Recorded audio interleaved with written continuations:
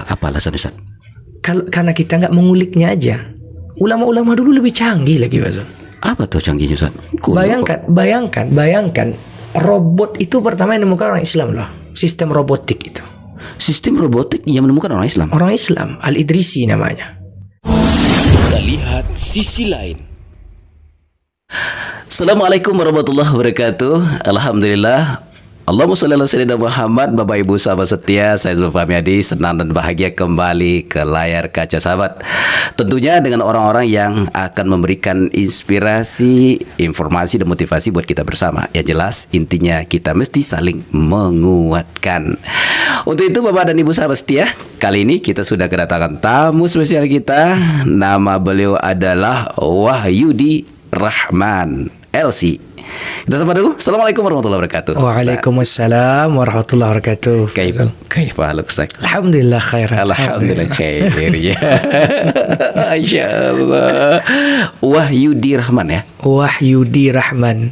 Oh iya. Walaupun banyak yang salah sebut juga kan. Apa Ustaz? Yahudi ya. Yahudi. Jamaah-jamaah ibu-ibu. Yahudi. Josia ibu ceramah tadi pengajian Josia Yahudi. Oh, iya. Iya mirip Besar ya. Iya. Terima kasih banyak gitu. Tapi memang ada juga kalimat Yahudi. Tapi ini adalah penentang Yahudi. Ya. Insyaallah ya. Insyaallah. Ustadz kita ini Bapak Ibu sahabat setia merupakan tamatan dari LC ini luar negeri ya Ustaz ya. Alhamdulillah Kairo. Al-Azhar Kairo ya.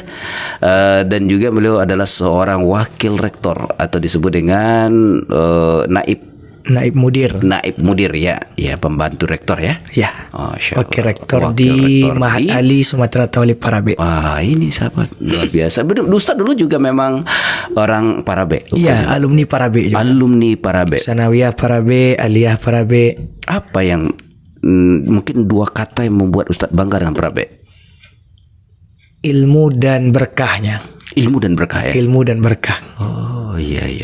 Ilmu dan berkah itu yang bikin kita bangga, betah dan nyaman juga di Parabe. Alhamdulillah. Ya alhamdulillah. Dan kemarin maka kayak gitu ya santri itu kalau ada apa ya selalu cium tangan. Gitu ya. Budaya di Parabe. Gitu ya? Memang kayak gitu dari dulu kayak gitu. Masya Allah luar biasa tuh. Alhamdulillah berkah buat Ustaz nih. Amin ya. Amin ya rabbal alamin. Oh iya Ustaz, kita akan bincang-bincang tentang ini. Jadi LC itu dulu kan berarti tamat Parabe langsung jadi pindah ke ini ya. Dulu tamat Parabe 2011. 2011 baru tamat. Waktu itu ada ya rencana mau ke Mesir. Tapi ayah waktu itu sedang sakit dan benar qadarullah 1 bulan setelah tamat ayah meninggal. Jadi kata ibu tundalah dulu ke Mesir. Jadi setahun itu kita kerja dulu Fazal. Di mana Ustaz? Di toko buku. Sempat di toko buku? Sempat setahun. Di mana? Di toko buku Irama. Oh Irama ya. Sempat berarti ya? Sempat. Mungkin dulu sering ketemu Fazul ketika Fazul ke Irama. Ke Irama cuma belum kenal. Belum kenal kita. Belum kenal. Cukup lama di Irama Fazul. 1 tahun tuh ketemu 2 kali Ramadan. Alhamdulillah nasib baik orang Irama ni anak bungsu beliau itu tamatan Mesir. Oh gitu. Tamatan Mesir, Uni Adik namanya. Dan alhamdulillah beliau yang memotivasi juga untuk pergi ke Mesir. Jadi setahun itu lucu tuh Fazal. Jadi kerja setahun. Waktu itu kalau tidak salah bulan Maret. Ya. Dipanggil nih sama almarhumah ibu, Bu Bos. Di sinilah. Iya Bu. Ibu dengar dari Uni Adik, anak beliau kan, pendaftaran ke Mesir udah dibuka. Wahyudi tidak ikut. Dah ada pikiran buat ikut kuliah nih Bu. Karena kan ya begitulah kalau kita udah ngerasa enaknya uang kan. Iya benar ya. Udah gajian tetap ya. Udah gaji tetap, udah bisa kebeli motor gitu. Alhamdulillah. Jadi bismillah sila Bu. Doa pangana ke Mesir dah. Betul. Itu kata ibu. Ada gitu Wahyudi. Mulai hari ini Wahyudi Bu pecat kata beliau. Serius Pak? Hari ini Wahyudi Bu pecat. Lah, asal awak Bu. Iya. Apa salah saya kok saya dipecat gitu kan? Kata ibu tuh ya pokoknya Wahyudi Bu pecat. shock, kaget. Hah? Terus kata ibu tuh, kalau udah jelas dipecat, carilah kerja tempat lain. Bu, saya nggak tahu mau kerja di mana. Saya udah nyaman di sini dan sesuai lah. Saya tamat Parabe, saya berinteraksi dengan buku-buku, kitab-kitab. Sesuai lah dengan dunia saya. Iya. Ya udah, ibu nggak mau lagi pakai Wahyudi. Karena ibu maunya Wahyudi itu ke Mesir. Waduh, gitu ya. Endingnya Jadi begitu ya. dipecat beliau untuk disuruh ke Mesir. Oh, gitu. Dan Oke. memang alhamdulillah biaya pergi tes, biaya untuk transport semuanya itu beliau yang bantu, alhamdulillah. Alhamdulillah. Ya Allah, luar biasa kalau rezeki Ustaz ya.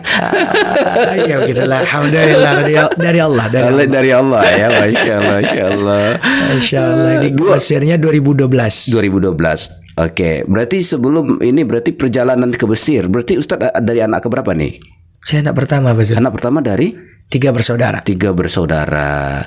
Oke, berarti akhirnya pergi ke Mesir. Pergi ke Mesir, minta izin sama ibu. Gimana Bu, izin enggak?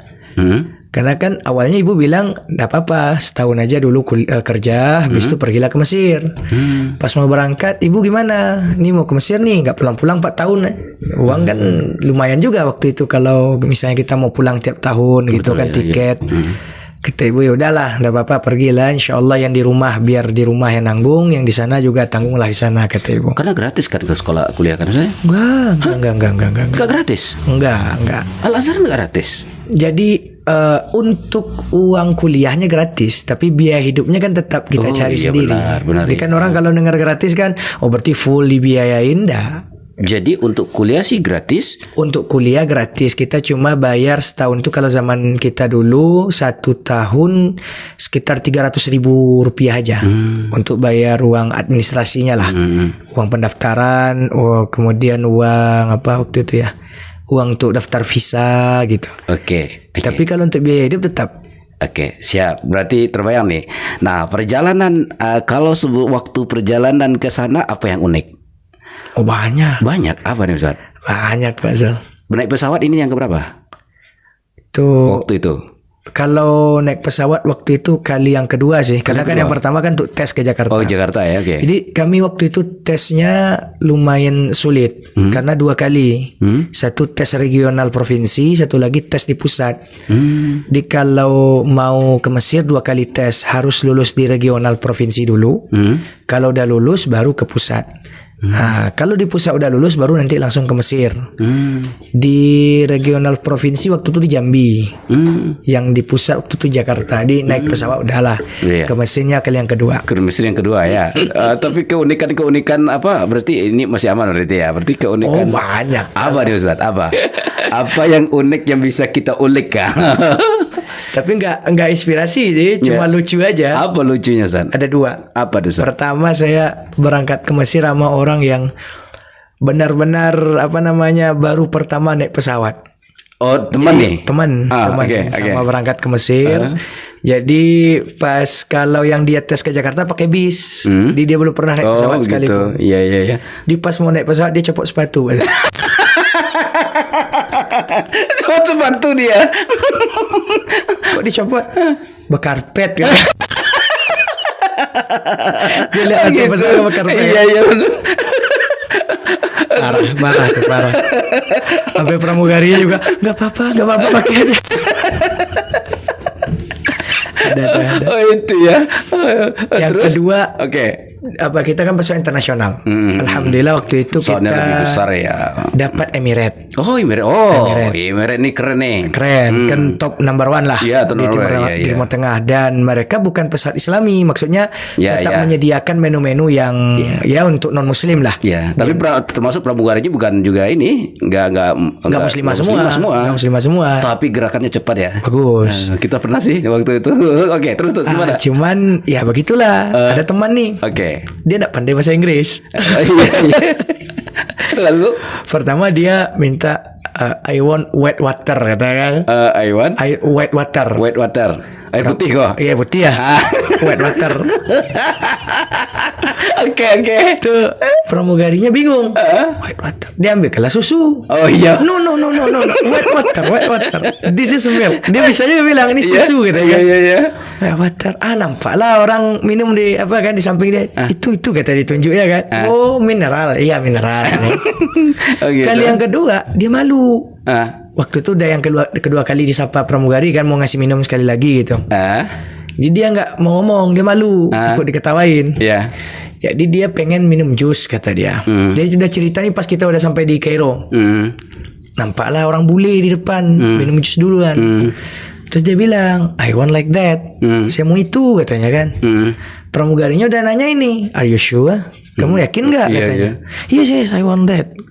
Kita kan nggak tahu. Iya. Jadi dia minum. Ternyata nih minum bir. Karena uang itu kali. Enggak, dia lihat orang tuh minum kan. Oh. Dia minum kayak minuman anggur gitu dia kan. kira anggur berarti. Dia kira jus biasa. Jus biasa. I want like that. Karena dia malu. Iya. Malu, salah ngomong lagi. Iya. Jadi dia berpikir supaya lebih enak tunjuklah orang yang nampak gitu itu ya. aja gitu ya. Ternyata bir ya Allah. Lalu kita ketawain tuh dia minum bir jalur halal ya. Maksudnya karena nggak tahu. Benar ya. Karena kalau nggak tahu kan nggak ada hukum. Iya. Dia nggak tahu. Iya kayak orang Arab kayak gini berarti ya. Sama dengan Arab yang tidak banyak orang tahu. Kan nasi waktu Ramadan di Arab kan enggak ini kan. Makan nasi itu enggak batal puasa kan? Nasi kalau lupa. Nasia. Nasia lupa kan gitu. Masya Allah. Kalau yang lucu-lucu banyak. Banyak ya Ustaz ya. Oh, gitu ada yang dia nyangka Mesir tuh benar-benar tandus. Jadi dia bawalah beras 5 kilo. Oh, teman-teman nih. Ada dia gitu. bawa beras 5 kilo. Terus pas mau nimbang ternyata berat kali kan kopernya. Dibuka ternyata batu giling lado. Cobekan ya Allah. Itu orang mana? Orang Indonesia? Maksudnya orang Jawa tuh. Orang Jawa ya. Jawa tuh cerita. Jawa ya. Aduh, luar biasa nih Ustaz. Nah, kita lihat proses ketika di Arab. Di Arab itu untuk menginspirasi kehidupan siapa sih Ustaz? Kalau Ustaz lihat dari pola pertama dari orang segi ilmu dulu, bagaimana antusias orang menuntut ilmu di Arab? Sebenarnya setiap daerah tuh punya karakter, Fazal. Mesir ini karakternya keras. Kenapa saya bilang keras? Karena kita nggak ada absen kuliah. Nggak ada absen? Maksudnya? Ya kita nggak ada absen. Karena kita kuliah di satu auditorium besar, 200-300 orang. Oh gitu? Ya, nggak lokal kayak kita? Nggak. Kayak kuliah umum aja? Kuliah umum. Jadi dosen datang, beliau duduk, kemudian ngasih ceramah umum gitu. Jelasin secara umum. Kita ada 200-300. Apalagi kalau misalnya jurusan favorit kayak syariah tuh. Iya. Syariah tuh sampai 500-an. 500. Saking penuhnya auditorium bisa aja dia duduk samping dosen. Dan karena jumlah sebanyak itu kan nggak mungkin di absen dong. Iya. Sulit, di absennya sulit. Iya, habis waktu sudah Dan Mesir pun juga orangnya manual kali. Oh, manual ya? Manual, bahkan ijazah pun tulis tangan. Oh, sampai sekarang? Sampai sekarang. Sampai sekarang. Jadi masih manual. Jadi itu manual mungkin mempertahankan masalah keaslian. Mungkin atau kan juga hemat biaya. Kita nggak tahu. Iya benar. Jadi nggak ada absen. Ada absen ya. Okay. Cuma absen tuh pas ujian aja. Pas ujian ada absen. Ujian pastilah tuh kan. Pas ujian absen.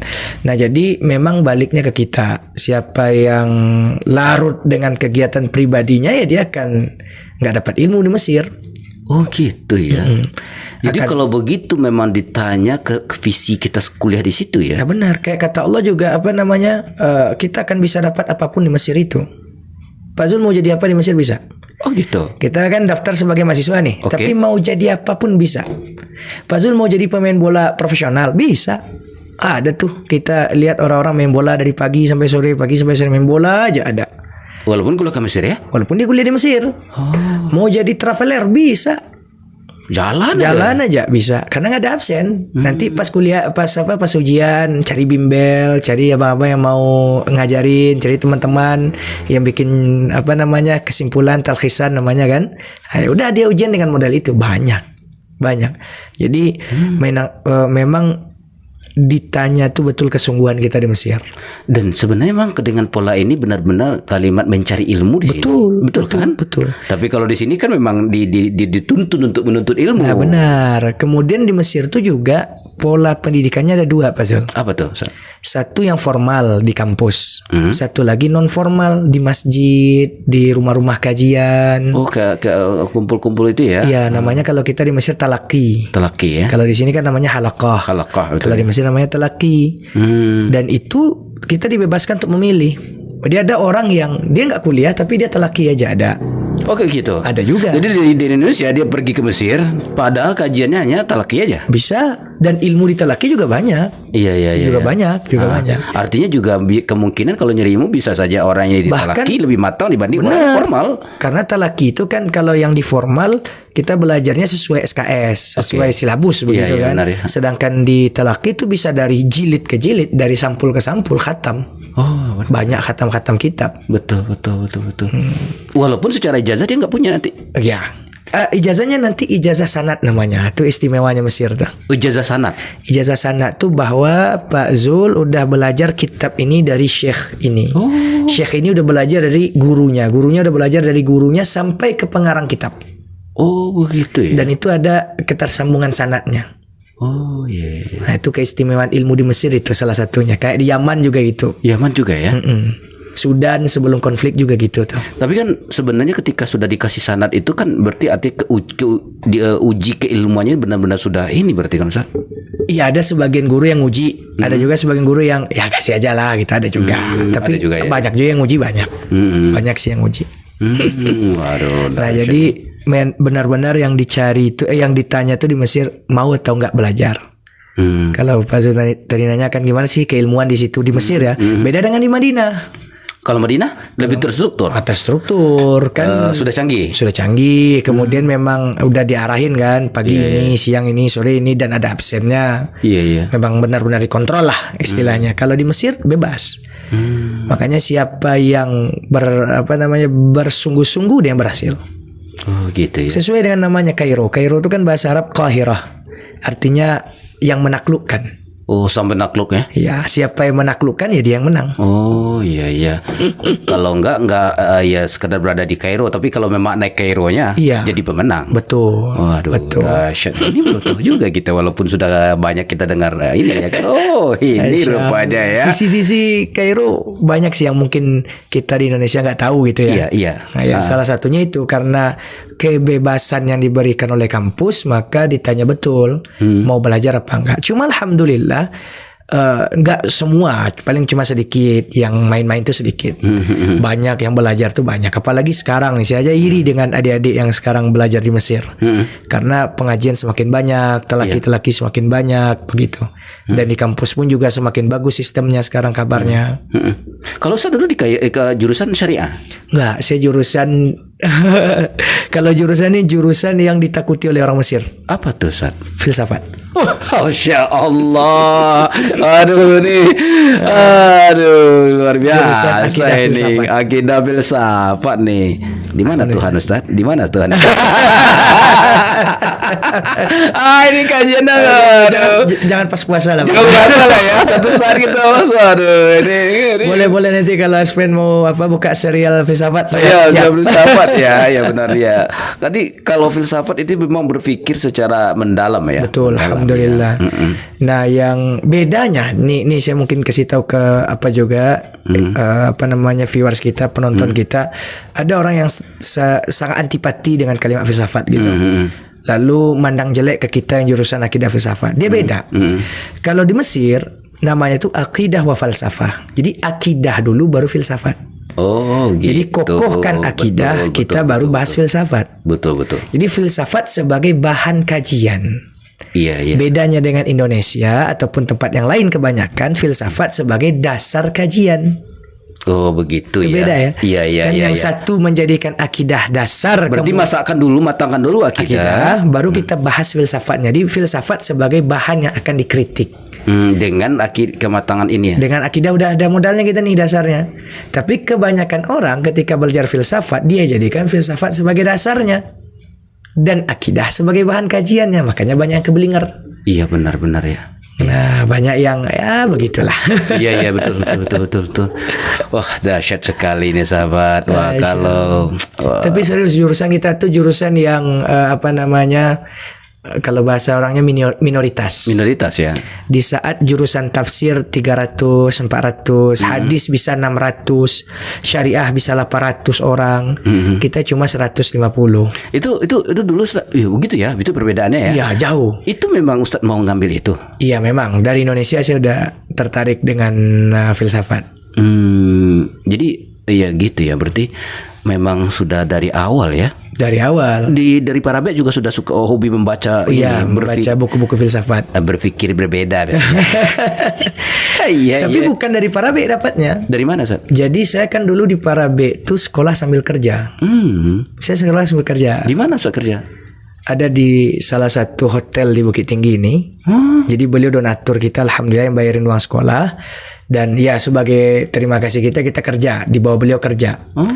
Jadi pagi saya sekolah, malam saya jadi pegawai hotel. Dan di situ kan banyak ketemu tamu, klien, pengunjung. Jadi waktu itu pernah satu kali, waktu itu libur lebaran Iya, libur lebaran. Ada tamu dari Jambi, bapak-bapak anggota dewan kalau nggak salah.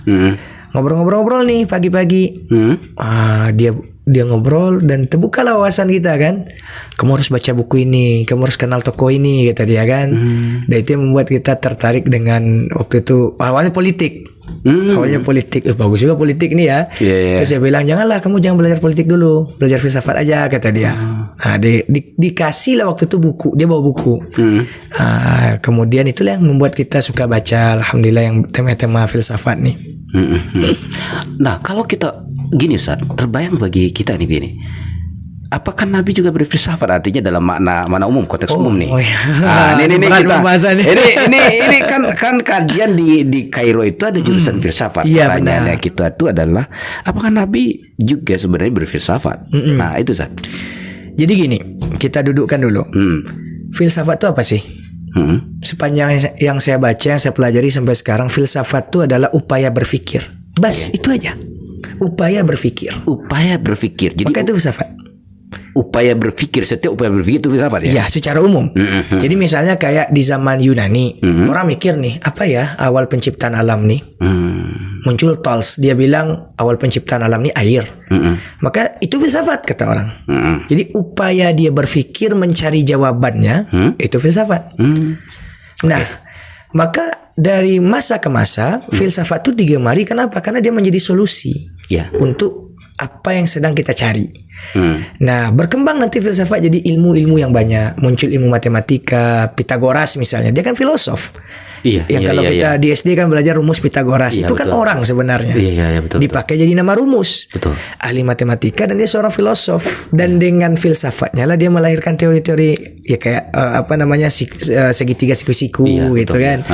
Nah, cuman nanti pada masa yang berlanjut filsafat menjadi jelek karena ya ada beberapa oknum mungkin berpikir terlalu liar, teori yang terlalu bebas, yang tidak difahami, yang namanya pikiran masing-masing begitu kan, sehingga membuat kesan filsafat itu jadi jelek. Padahal kalau kita lihat banyak hikmah-hikmah dalam filsafat ini banyak. Dan kalau berarti kalau begitu, kalau kita bawakan kepada kan afala taqilun, afala tatadakkarun, itu ada dasarnya berarti kan. Ruhnya Islam itu kan disuruh mikir. Kita disuruh mikir terus. Cuman bedanya kita di Islam berpikir diatur. Di kerangka ya, bukan di kerangkeng juga, tapi diarahkan. Diarahkan. Ada batas-batas di mana otak kita nggak mampu lagi untuk menalar. Betul. Ada sebuah keyakinan di kita bahwa ada waktunya otak ini tidak mampu memikirkan sesuatu ya. Benar, itu bedanya antara orang yang beriman dengan orang yang berfilsafat murni. Kalau orang filsafat murni ya, selama otak saya bisa mikir, saya mikir terus. Itu murni itu ya? Iya, kalau sekarang saya nggak dapat jawaban, berarti ada masanya saya dapat jawaban. Ada yang sampai gilanya begini itu yang mikir dia, saya lah Tuhan. Jadi itu kan karena dia udah udah memaksakan nggak tahu betul. batasannya. Nah, kalau muncul pertanyaan, apakah Nabi berfilsafat?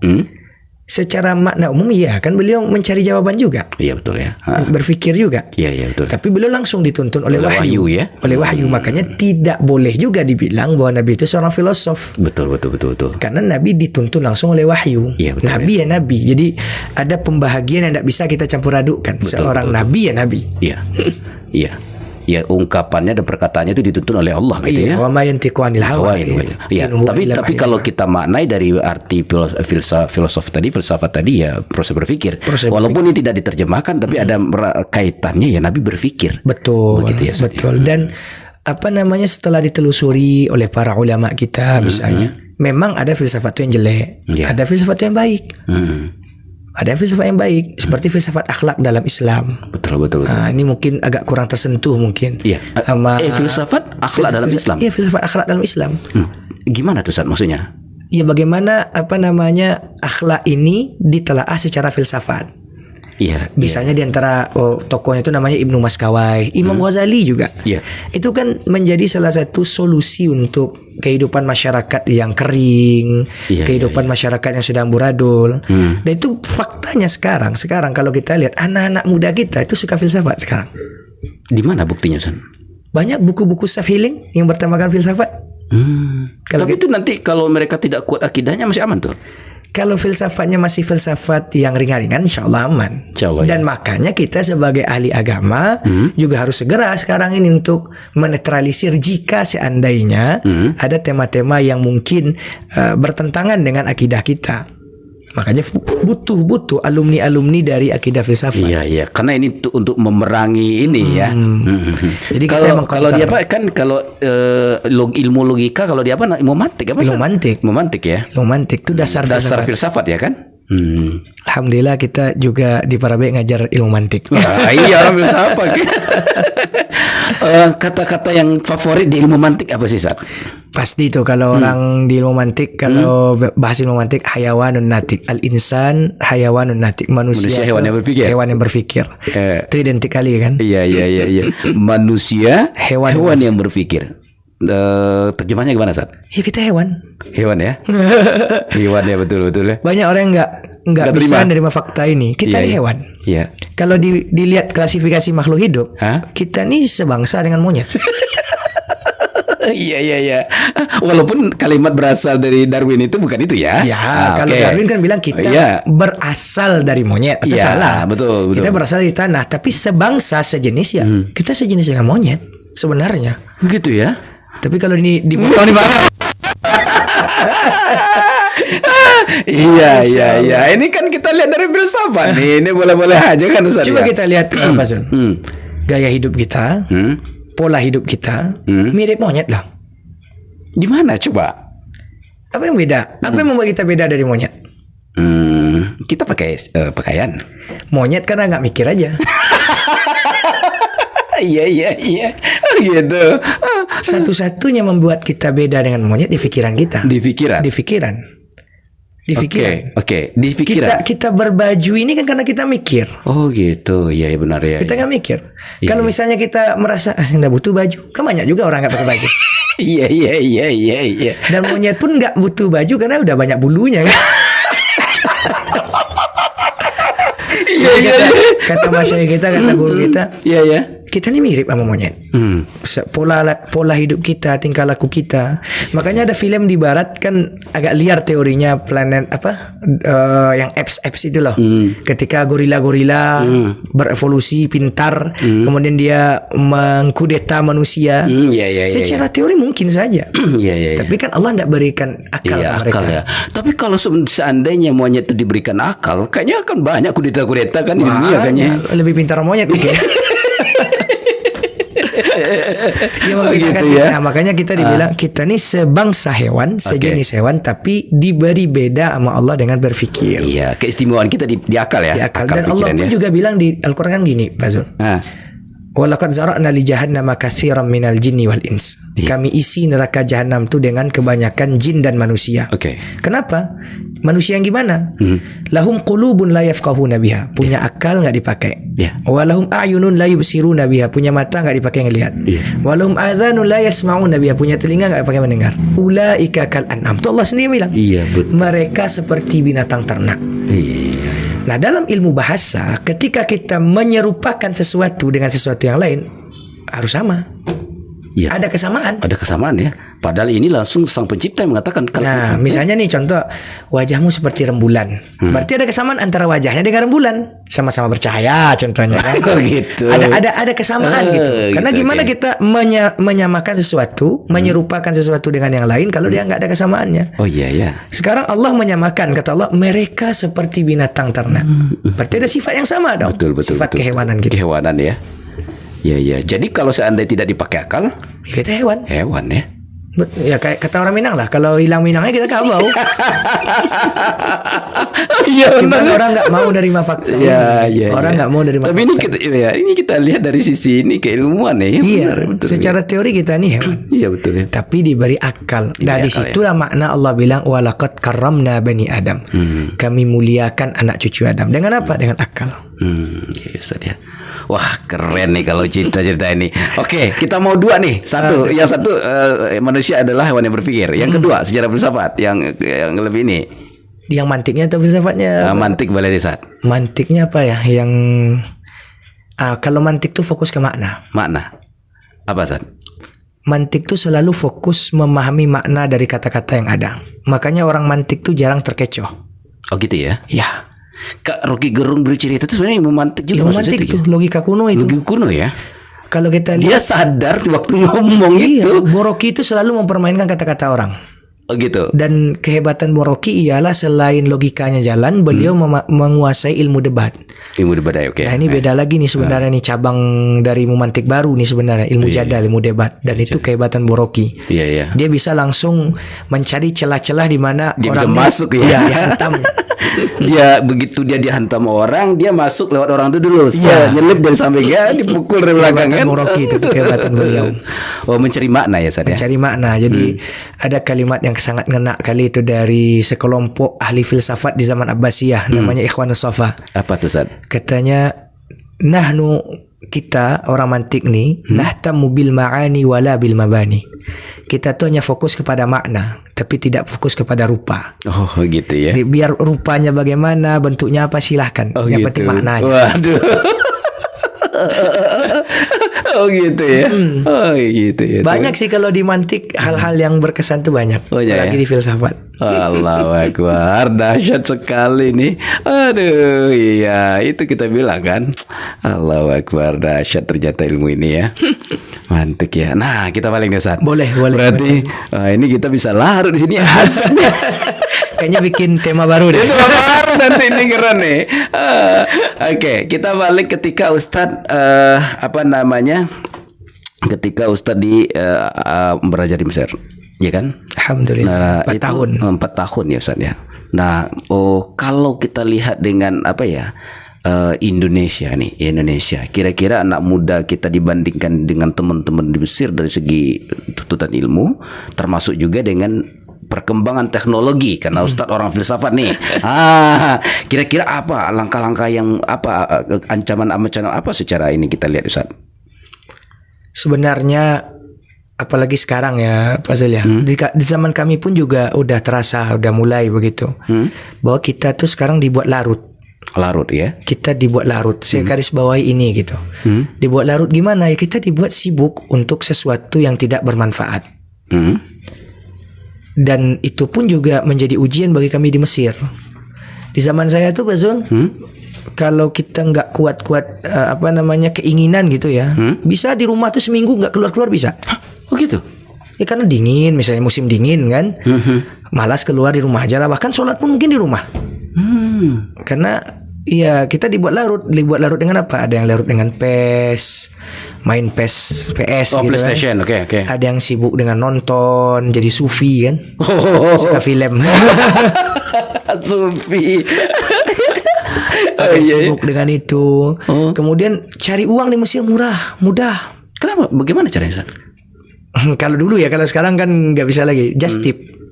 Just tip. Jasa penitipan. Jasa titip. Apa itu yang dititip? Abaya, baju-baju Mesir, obat-obat di Mesir kan lumayan ampuh juga tuh. Kemudian rebana-rebana misalnya kan. Jadi siapa nih mau pulang nih, bawa nih barang nih, mau titip ke Indonesia gitu. Dia ada yang sibuk dengan jasa titip. Uangnya enak.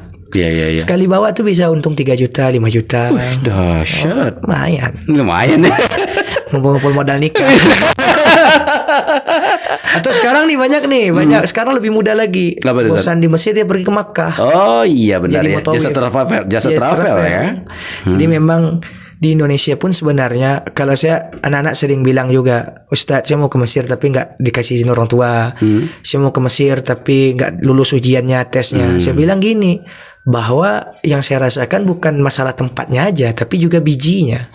Maksudnya gini, dimanapun kita, kalau memang kitanya yang kuat, insya Allah kita tetap berkembang. Iya ya. Tetap berkembang. Jadi walaupun tidak secara hakiki di tadi Kairo, tapi kita bisa prinsip dapat Kaironya itu bisa dapat. Apalagi ilmu Kairo masih bisa kita dapat dengan adanya YouTube sekarang. Betul ya. Saya nanya ke salah satu guru kita, benar-benar dekat sekali, namanya Syekh Hisham Kamil. Syekh kami di Mesir dulu belajar bersama engkau. Sekarang udah pulang, nggak bisa belajar langsung dong. Dan dulu di Mesir kita baru-baru kajian, saya udah pulang. Nggak banyak bisa ngaji sama Syekh gitu kan. Sekarang Syekh udah banyak pengajiannya, kitab ini, kitab itu. Gimana dong solusinya? Saya ke Mesir, uang nggak ada. Saya tanggung jawab di sini ada. Kata beliau gini, YouTube kan ada. Emangnya sah sanatnya gitu kan? Sah ilmunya. Kata beliau, ya kalau kamu serius, duduk, dengerin, belajar serius, sah kata beliau. Oh gitu ya. Apalagi dengan kemudahan ini kan, kemudahan teknologi ya, betul ya. Banyak kalau kita buka YouTube nih, teman-teman yang di pondok, baik yang pelajar ataupun yang udah jadi guru mau nambah ilmu gitu kan, buka di YouTube channel Al Azhar begitu. Oh gitu bisa. Banyak kajian-kajian. Itu bahasa Arab pasti. Bahasa Arab. Ya kalau orang yang sudah ahli bahasa Arab kan sama aja sama Indonesia. Kalau bahasa Indonesia pun banyak sekarang kan channel-channel. Oh dia bisa diterjemah soal itu kan? Oh, bisa. Atau alumni-alumni yang bikin channel sendiri sekarang banyak. Tergantung kitanya sih Pak Zul.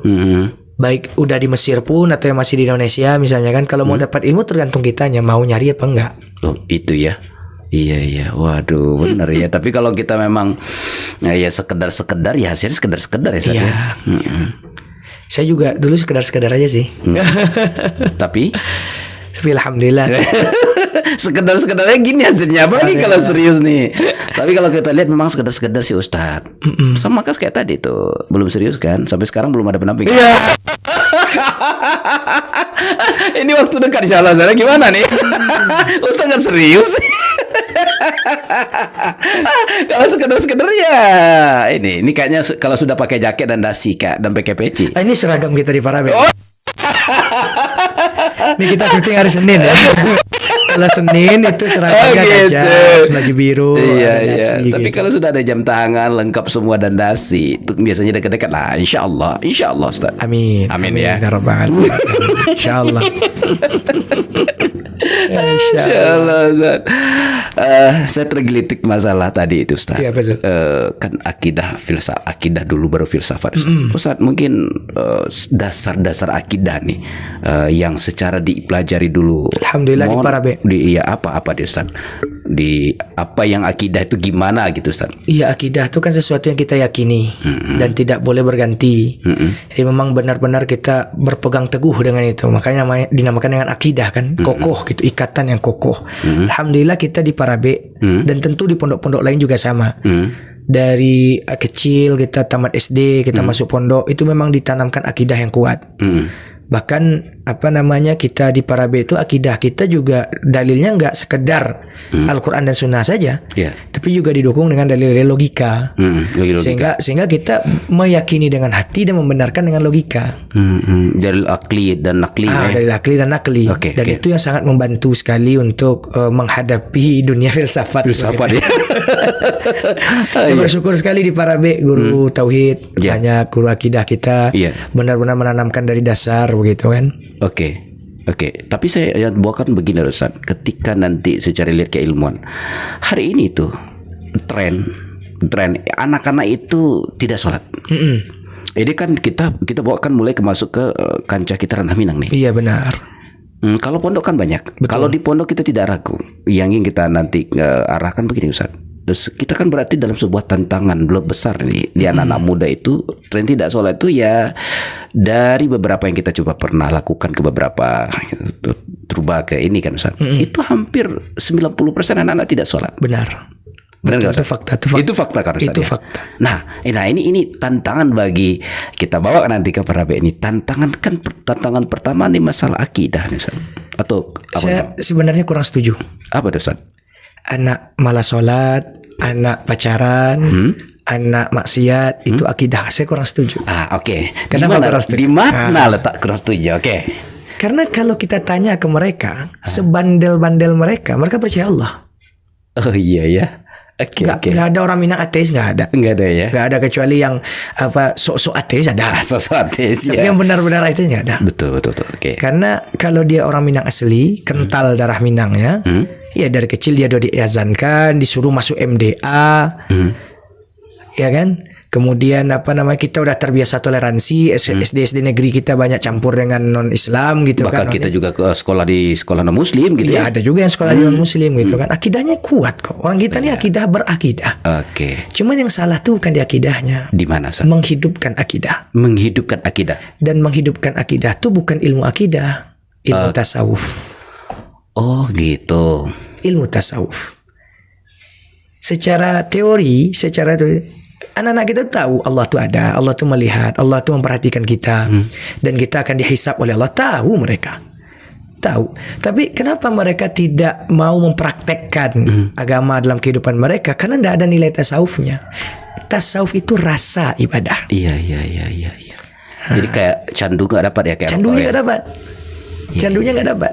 Ya jadi kalau begitu dong dalam teori agama kita boleh pengedar Itu beda lagi. pengedar candu agama. beda lagi. Jadi bukan akidahnya yang salah, tapi tasawufnya hilang. Tasawuf yang hilang. Ini menarik nih, sangat menarik. Di satu sisi candu itu kita bawa ke sorot kita di Sumatera Barat. Di satu sisi candu itu lagi beredar luar biasa di tengah ranah Minang. Oh, narkotika ya? Iya. Candu narkotika. Ya. Di sisi yang berbeda, generasi kita, anak-anak generasi kita itu kehilangan candu. Di satu sisi, ibarat dua sisi hitam dan putih, Ustaz. Sisi hitam sebenarnya luar biasa pengedar candu. Iya. Dan di satu sisi, kalau Ustaz bilang tadi bahwa kita banyak penyebaran ilmu, tapi kehilangan candu dalam yang Pengamalannya. pengamalan tadi. Nah, ini apa yang mesti kita lakukan, Ustaz? Iya, makanya kita harus mendekati kembali generasi muda kita dengan pendekatan-pendekatan yang bersifat rasa begitu. Tidak hanya sekedar teori akal. Jadi raso dibawa naik, pareso dibawa turun. Betul. Jadi tanamkan rasa ke mereka bahwa kamu yakin kan Allah itu ada, yakin. Tidak malu kamu Allah melihat kamu ketika kamu maksiat nih. Jadi rasa yang ditanamkan oleh Nabi itu kan rasa. Ada suatu ketika orang datang ke Nabi, ya Rasulullah, saya ingin berzina. Kamu berani nih? Laki-laki datang ke Nabi, ya Rasulullah, saya ingin berzina. Umar orangnya tegas, dia bilang, ya Rasulullah, izinkan saya penggal palanya. Nah, Umar kan orangnya kayak gitu aja. Iya. Kata Nabi, Dik, tenang. Iya. Terus dipanggil orang, sini.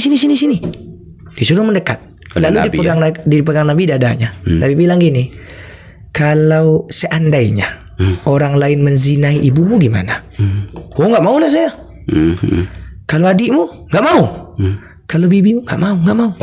Ya udah, berarti kalau kamu berzina sekarang, kamu menzinai ibu orang, menzinai bibi orang, menzinai adik orang, kakak orang, istri orang, sama aja dengan itu.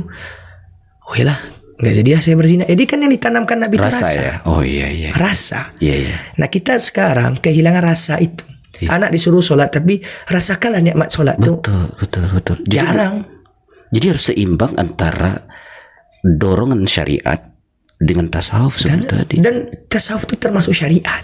Iya benar ya, syariat betul ya. Tasawuf itu termasuk syariat. Bagian dari Walaupun syariat. ada sebagian orang kadang ya oknum-oknum dia melenceng sebenarnya, terus dia ngaku sebagai sufi, dia ngaku sebagai pengamal tasawuf, itu juga banyak ya. membuat tasawuf menjadi jelek begitu kan. Tapi kalau kita ke tasawuf murni, itu yang membuat kita tuh semakin rajin ibadah malah. Jadi tarikat itu, kalau tarikat murni sebenarnya memang mencari jalan itu kayak mencari ilmu tadi kan Ustaz ya. Kalau Ustaz yang Tarikat tadi itu kan madrasah. Iya. Tarikat itu sekolah. Sekolah. Kalau berarti kalau Ustaz termasuk setuju ya tarikat ya. Tapi walaupun ini macam-macam tarikat, tapi makna tarikat secara umum ya. Kita tidak menolak tarikat selama dia tidak melenceng dari Al-Quran dan Sunnah. Yang diamalkannya ada dasarnya, yang diamalkannya ada panduannya, ada dalil-dalilnya, ya silahkan. Boleh bertarikat. Dan malah memang kayak tadi ya, ini dibutuhkan juga ya. Boleh. Tarikat itu bagian dari tasawuf kan Ustaz? Bagian dari tasawuf. Dan tidak bertarikat pun juga tidak masalah. Iya betul. Selama kita tetap merasakan rasa tasawuf ini. Iya. Ini kayaknya buka tema kedua nih. Iya. Asik nih, asik ya, luar biasa. Insya Allah. Insya Allah Ustaz. Berarti kalau di Parabe nih, seorang kita masuk kemudian ini banyak mau kita tanya nih, asik nih ya, karena orang ini kan kalau orang filsafat ini kayak kolam ilmu nih, Insya Allah ya, Insya Allah.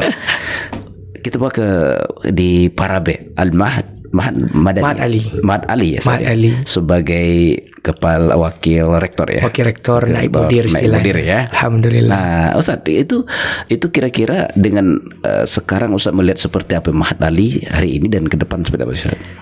Jadi alhamdulillah kami diamanahi jadi naib mudirnya sejak Desember kemarin. Baru ya Ustaz ya? Baru alhamdulillah, karena kan kita baru S2 selesai itu kan 2023 kemarin juga. Oh, LCMA ya, betul ya? LCMA, alhamdulillah. Jadi tamat Mesir 2016. Alhamdulillah jadi mahasiswa terbaik se-Indonesia. Se-Indonesia? Masya Allah, alhamdulillah. Tabarakallah Ustaz, Allahu Akbar. Makanya dipanggil pulang. Sama Ustaz Ilham waktu itu kan. Ustaz Ilham kan pengasuh Parabe waktu itu. Betul. Dia dipanggil pulang di Parabe aja lah, karena ibu saya juga kerjanya di Parabe.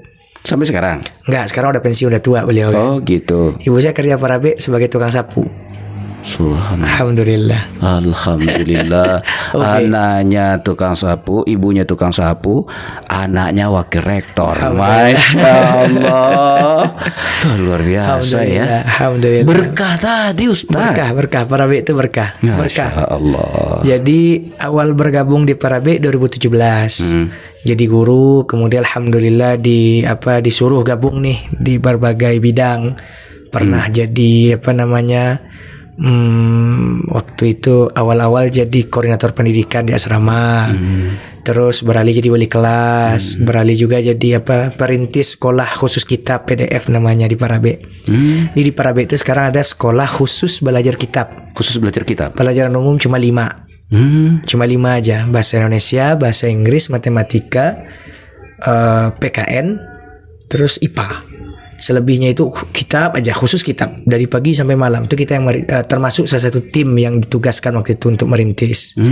Namanya pendidikan dinia formal setingkat aliyah. Jadi dia bukan jurusan tapi sekolah baru. Dari Parabe? Di Parabe juga. Belum Mahad ya? Belum Mahad. Oke. Terus sekarang baru diminta ke Mahad Ali. Alhamdulillah kan Mahad Ali udah jalan 8 tahun. Udah 3 kali wisuda. Terus karena kita juga aktif nih alhamdulillah di bidang kitab gitu kan. Kita sering ya karena di Mesir udah terbiasa khataman kitab, terbiasa nambah ini kitab baru nih, khatamkan, ini kitab baru nih selesaikan gitu kan.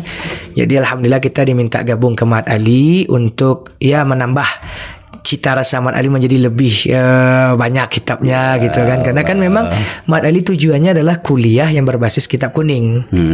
Nah, itulah sekarang kita diminta di Mahad Ali mengembangkan Mahad Ali lebih maju lagi. Sebelumnya udah maju, kemudian sekarang lebih maju lagi di bidang kitab khususnya. Saya ingin nanya Ustaz, di tengah zaman AI masih perlu belajar kitab, kan bisa diterjemahkan dengan perlu. Kenapa Ustaz? Perlu. Jadi gini, ada istilahnya mungkin penonton juga banyak yang nggak tahu. salah satu ciri khas pondok itu kan kitab kuning. Kitab kuning. Bahkan saya bilang bukan ciri khas, jati diri. Jati diri. Secara mantik, secara logika, pondok itu jati dirinya kitab kuning. Mohon maaf kalau ada sekolah ngaku pondok pesantren tapi nggak belajar kitab kuning, itu bukan pondok pesantren sebenarnya. Iya. Itu dasarnya itu ya. Mohon maaf ini, Iya, mohon maaf. Nah, nanti kalau ada yang komplain, mohon maaf. Betul. Secara teori kita, pondok pesantren itu adalah sekolah berasrama yang membahas kitab kuning. Kitab kuning itu apa? Kitab yang ditulis para ulama zaman dahulu. Cuman karena dulu zamannya masih zaman jadul, kertasnya masih warna kuning, disebutlah kitab kuning. Ada sebagian yang bilang kitab gundul, karena nggak ada harokat. Kalau Quran kan ada harokat, ada A, I, U-nya. Kalau kitab gundul memang kosong, huruf aja. Ya, saya juga banyak pikir dulu tuh Ustaz. Kenapa sih nggak langsung dikasih kitab, dikasih baris aja begini? Nah, karena ada ilmunya juga. Ada ilmunya juga. Beda baca, beda arti, beda makna, beda pemahaman. Gitu ya. Nah, kitab kuning ini sejak awal ditulis sampai sekarang itu udah ribuan tahun loh. Maaf, udah ratusan tahun loh. Bahkan termasuk 1000 tahun lebih. 1000 tahun ya. Awal-awal kitab tuh ditulis kapan? Misalnya di zaman Utsman bin Affan sudah ada kitab kuning tuh. Jadi kitab kuning tuh sudah ada sejak zaman sahabat. Para sahabat menulis ilmunya di lembaran-lembaran, kemudian dikumpulkan. Itu kan sama dengan kitab kuning. Dan sekarang berapa tahun Hijriah? Kita udah 1400 lebih kan, 1445. Berarti udah segitu juga umurnya kitab kuning, kurang lebih ya, hampir 1400-an tahun. Dan yang menarik, masalah yang terjadi zaman sekarang itu sebenarnya udah terjadi zaman dahulu.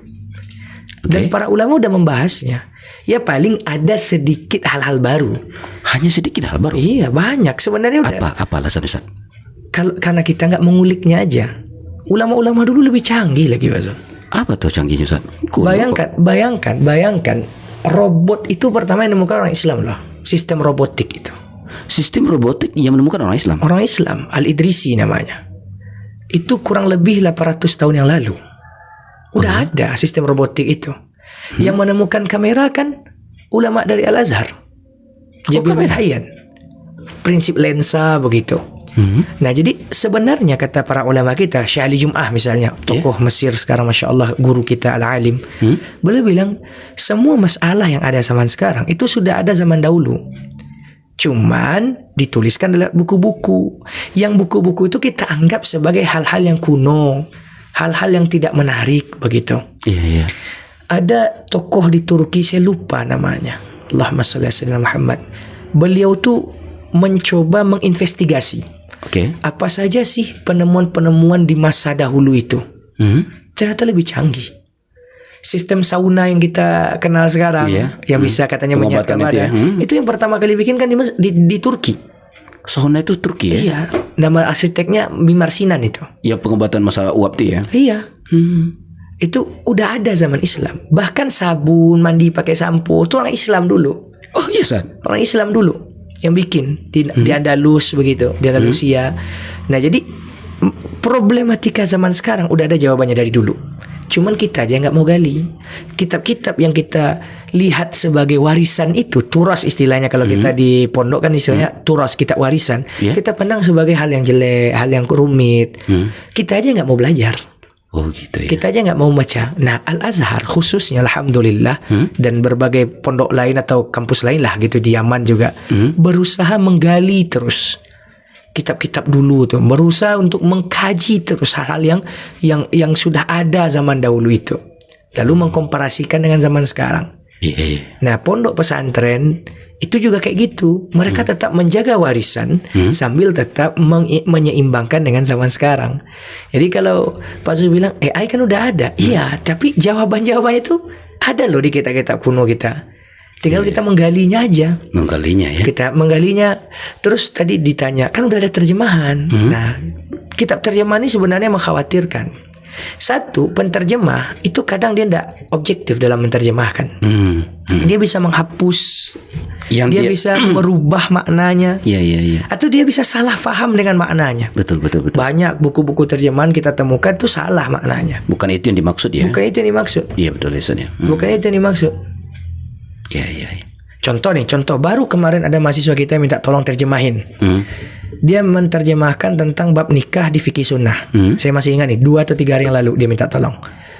Di buku terjemahan nama babnya itu pernikahan yang terlarang. Padahal di kitab asli pernikahan yang dihancurkan atau dihilangkan oleh Islam. Oh, beda ya. Beda, secara makna beda. Kalau terlarang ya berarti Esensinya beda. Betul, Esensinya betul. beda. Itu simpel. Betul. Contoh dalam kitab Riyadhus Shalihin ada di situ keutamaan berziarah ke kubur Nabi. Ada buku terjemahan keutamaan ziarah ke masjid Nabi. Beda lah ya. Beda. Iya, Kalau cuma ke masjid Nabi banyak orang gak ziarah nanti ke kubur Nabi. betul. Padahal Imam Nawawi pengarang Riyadhus Shalihin bilang ini keutamaan berziarah ke kubur Nabi. Penterjemah nggak objektif, maaf. Penterjemah nggak objektif. Penterjemah dia nggak mungkin nggak tahu atau salah paham atau gimana dia rubah. Iya. Di buku terjemahan nggak bisa selamanya diandalkan. Oh gitu, Masya Allah. Siap ya. Nggak orang filsafat namanya kalau tidak semua dibereskan apapun pertanyaan kita kan. Kita yang bingung mau nanya apa ya. Masya Allah. Ustaz, ya pertemuan yang indah dengan rangkaian-rangkaian penuh berkah ini Ustaz. Tapi memang karena panggilan Sang Khalik Betul, sudah memanggil betul, kita. betul. Ustaz, poin-poin apa yang mungkin nasihat di penghujung ini Ustaz? Kalau nasihat saya nggak bisa ngasih nasihat Masya Allah. karena gimana teko kosong ngasih air. Ya Allah ya Rahman. Teko kosong nggak mungkin ngasih air. Yang sekarang memang di balik yang kosong itu kami yang kosong juga sana. Masya Allah. Cuman saya mungkin menyampaikan amanah guru-guru aja. Iya. Pertama untuk para pelajar bahwa memang diuji kesungguhan kita di zaman ini. Justru memang ujian itu semakin berat ketika semakin mudah segala urusan. Oh begitu ya. Iya. Ujian semakin berat ketika Segala urusan udah mudah. Kayak sekarang nih, dulu orang kalau mau beli buku mahal harganya, kertas per helai. Sekarang kita beli buku per kodi. Betul. Tapi orang dulu suka nulis, sekarang kita nggak suka nulis. Betul. Orang dulu mau menempuh perjalanan jauh untuk belajar. Betul. Sekarang sekolah dekat rumahnya, dia nggak mau sekolah. Iya benar. Jadi semakin mudah akses justru semakin berat ujiannya di situ. Betul, ya, Maka berusahalah untuk istiqomah. Berusaha untuk istiqomah. Istiqomah. Kemudian jangan terlena, jangan terlarut. Hal-hal sekarang banyak yang melenakan kita, melarutkan kita. Ingat tujuan kita, ingat fokus kita, ingat cita-cita kita apa. Kemudian kepada secara umum, jangan terlalu buru-buru lah menghukumi sesuatu. Kayak filsafat salah, Iya, betul. mantik haram. Jangan terlalu buru-buru lah. Iya. Kita dudukkan dulu masalahnya. Kita lihat mana yang benar, mana yang salah itu secara adil dan objektif. Iya. Itu sih. Oke, siap Ustaz. Baik, terima kasih banyak Ustaz. Luar biasa, berkah sekali dari ungkapan cerita kita ini. Semoga kita lanjut nanti ke tahap kedua dalam filsafat. Iya, insyaallah kita cari waktu lagi. Terasa aja waktu ini ya. Kita cari waktu lagi. Kita cari waktu lagi ini. Baik, pemirsa semuanya, luar biasa dan semoga menginspirasi kita semuanya. Dan nasihat-nasihat yang beliau sampaikan tadi kita coba amalkan, kita tekadkan dan semoga kita menjadi orang-orang yang terbaik di sisinya ya. Amin insyaallah. Ya, dan terutama buat berkah buat Ustaz nih, berkah ilmunya, Amin, berkah amin, waktunya, insyaallah. Amin, insyaallah. berkah doa-doanya buat kami nih. Amin, insyaallah. Demikian dulu, terima kasih sahabat, tetap setia di channel ini Sisi Lain Aspen, jembatan kebaikan untuk bisa saling menguatkan. Saya Zulfam Yadi mengucapkan Dan saya Wahyudi Rahman mengucapkan mengucapkan apa Bazal? akhirul kalam. Akhirul kalam. Assalamualaikum warahmatullahi wabarakatuh. Aisyah.